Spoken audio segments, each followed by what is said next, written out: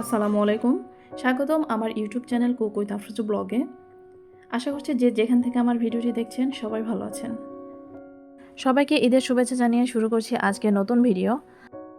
আজকের ভিডিওতে আমি আপনাদের সঙ্গে শেয়ার করব একদম পারফেক্টভাবে কিভাবে ঝরঝরে পোলাও তৈরি করা যায় সেই রেসিপি। পোলাও রান্না করার জন্য একটা কড়াইতে সয়াবিন তেল দিয়ে তাতে দিয়ে দিয়েছি পেঁয়াজ কুচি, দারুচিনি, এলাচ এবং তেজপাতা। কিছুটা লালচে হয়ে আসলে এর মধ্যে দিয়ে দিয়েছি চিনি গুঁড়া চাউল। চিনি গুঁড়া চাউলের সঙ্গে ভালো করে সব কিছু মিক্সড করে নেড়ে চেড়ে কিছু সময় চাউলটা ভেজে নিব।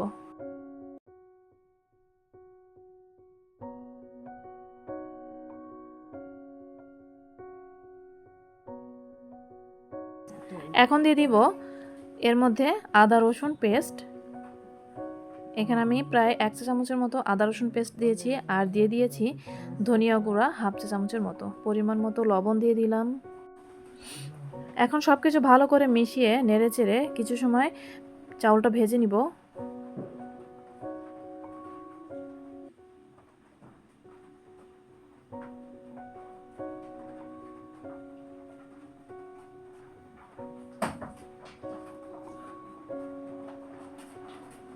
চাউল কিছু সময় ভেজে নিয়ে এর মধ্যে দিয়ে দিব পেঁয়াজ কুচি।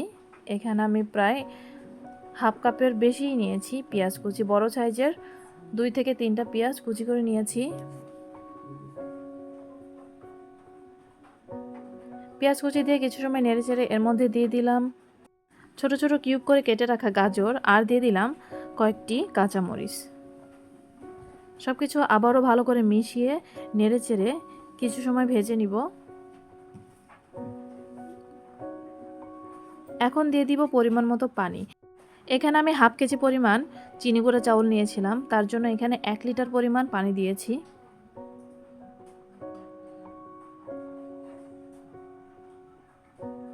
এখন মিডিয়াম আঁচে রান্না করে নিব। এখন দিয়ে দিলাম 1 মুঠো পরিমাণ কিশমিশ,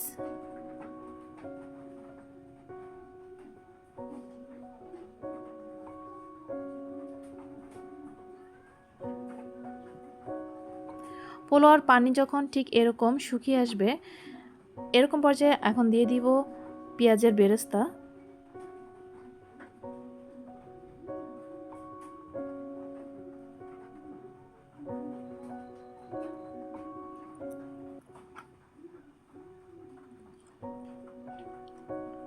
এখন দিয়ে দিচ্ছি 1 টেবিল চামচ পরিমাণ ঘি। পেঁয়াজ বেরেস্তা এবং ঘি দেওয়ার কারণে এই পোলাওর স্বাদ অনেক গুণে বেড়ে যায়। আমি ভালো করে নেড়ে চেড়ে এখন দমে বসিয়ে দিব 15 মিনিটের জন্য।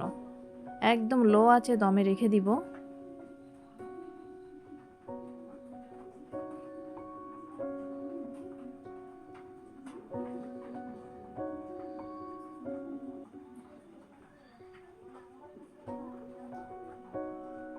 পনেরো মিনিট পরে আমার পোলাও কিন্তু রান্না কমপ্লিট। আমি চুলোটাও বন্ধ করে দিয়েছি। দেখতে পাচ্ছেন কতটা ঝরঝরে হয়েছে।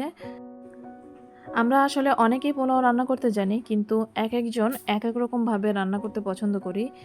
আমার মতো করে একবার হলেও ট্রাই করে দেখতে পারেন এই পোলাওটা কতটা টেস্টি হয়, কতটা মজার হয়। একবার ট্রাই করে দেখতে পারেন, আর যদি ভালো লেগে থাকে অবশ্যই কমেন্টে জানাবেন। পোলাও রান্না করা হয়ে গেছে, এখন আমি পোলাও সার্ভ করছি। দেখেই বুঝতে পারছেন কতটা ঝরঝরে হয়েছে। এখন এর উপরে কিছু পেঁয়াজের বেরেস্তা দিয়ে ডেকোরেশন করে নিব।